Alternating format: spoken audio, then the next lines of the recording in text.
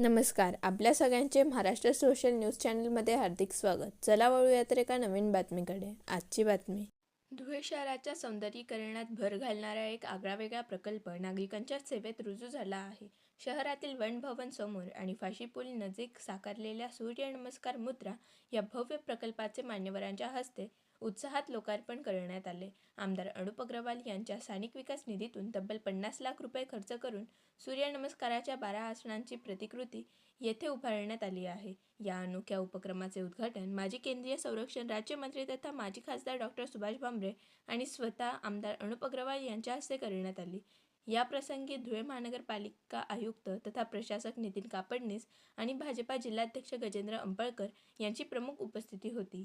शहराच्या विकासासोबतच आरोग्यदायी जीवनशैलीचा संदेश देणाऱ्या या प्रकल्पाचे मान्यवरांनी कौतुक केले. या लोकार्पण सोहळ्याला परिसरातील नागरिक आणि भारतीय जनता पार्टीचे पदाधिकारी मोठ्या संख्येने उपस्थित होते. धुळे शहरात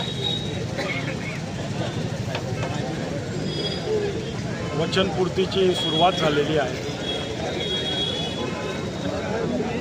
माझ्या आमदार स्थानिक निधी अंतर्गत या ठिकाणी 50 लाखाचं सूर्यनमस्कारचे जे 12 आसन आहे त्याचं आज या ठिकाणी लोकार्पण आदरणीय माजी खासदार आमचे नेते डॉ. सुभाष भामरे, जिल्हा अध्यक्ष गजेंद्र शेटंपळकर, महापालिकेचे नवनियुक्त आयुक्त आदरणीय नितीन कापडणीस साहेब, माजी महापौर चंदूबापू हिरामनप्पा, जयश्रीताई, मायादेवी परदेशी, महेश भाऊ मिस्त्री, सर्वच पदाधिकारी यांच्या उपस्थितीत आज या ठिकाणी याचं लोकार्पण सोहळा झालेला आहे.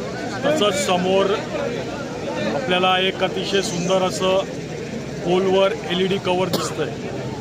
हे धुळे शहरातील जेवढे मुख्य रस्ते आहेत, जसं नागावबारीपासून तर गुरुद्वारापर्यंत, स्टेशन रोड हा पहिल्या टप्प्यामध्ये असे सर्व पोलला 14 फुटी असे LED कवर या ठिकाणी येणार आहे. धुळे शहरात अतिक्रमण होऊ नये याच्यासाठी रस्त्याच्या काठी असेच 14 फुटी बोलाड या ठिकाणी आपण लावणार आहोत.